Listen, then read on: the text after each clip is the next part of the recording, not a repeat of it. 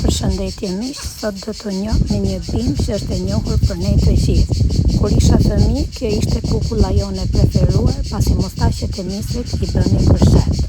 Bari përbëhet nga krezat e gjata në formë fijesh, pra mustaqet, që dalin nga kallimt e misrit, që mblidhet para polenizimit, pra në kohën e lulëzimit të bimës dhe thahen me njëherë në hije.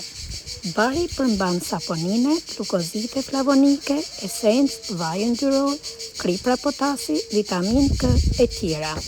Ajo nxit urinimin dhe është e efektshme në cistitet kronike. Kohët e fundit është provuar se bari ndihmon në thërmimin e gurëve të veshkave që përbëhen nga fosfate, urate e karbonate, por nuk është e efektshme në gurët oksalate. Në saj të këtyre vetive përdoret si mjet diuretik, forcues dhe kolagok në të gjitha rastet e mbajtjes së ujit në organizëm, në sëmundjet e rrugëve urinare dhe si mjet i padëmshëm dhe i efektshëm kundër majmërisë. Bari ka veti të shtojë sekretimin e tëndhit, si rrjedhim këshillohet në sëmundjet e mëlçisë së zezë.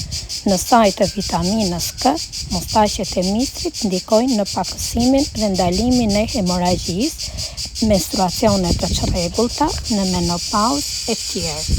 Duhet patur kujdes në sëmundjet e zemrës, sepse bari ngacmon muskulaturën e saj. Mustaqet e misrit rrisin presionin e gjakut, prandaj nuk rekomandohet në personat që vuajnë nga kjo sëmundje. Poleni i luleve të misrit ndihmon në mjekimin e sëmundjes së prostatës.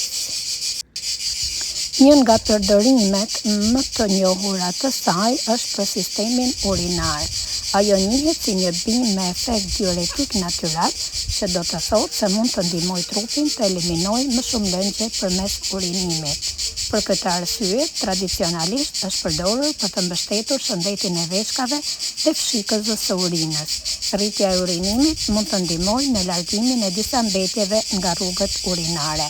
Fijet e misrit janë përdorur gjithashtu për të ndihmuar në rastet kur trupi mban ujë të tepërt, duke ulur ndjesinë e fryrjes dhe rëndesës që mund të vijë nga grumbullimi i lëngjeve.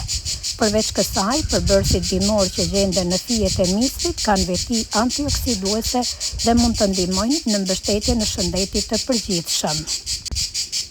Disa kërkime kanë treguar se përbërësit e saj mund të kenë ndikim pozitiv në metabolizëm, duke përfshirë mbështetjen e niveleve normale të sheqerit në gjak dhe kolesterolit, por këto fusha kërkojnë ende më shumë studime.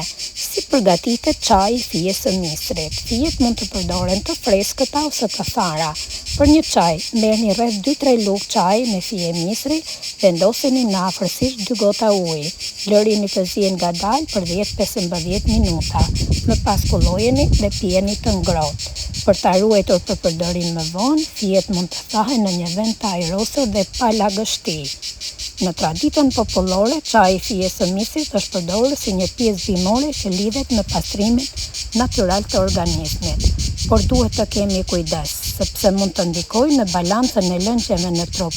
Persona që marrin ilaçe për tensionin, diabetin ose ilaçe që shtojnë urinimin, si dhe gratë shtatzëna ose ato që kanë alergji ndaj misrit, duhet të konsultohen me mjekun para përdorimit. Nëse ju pëlqen këto njohuri nga natyra, ndiqni kanalin Baçe Magjike për më shumë bimë. Ruaje videon me ndaje me miq.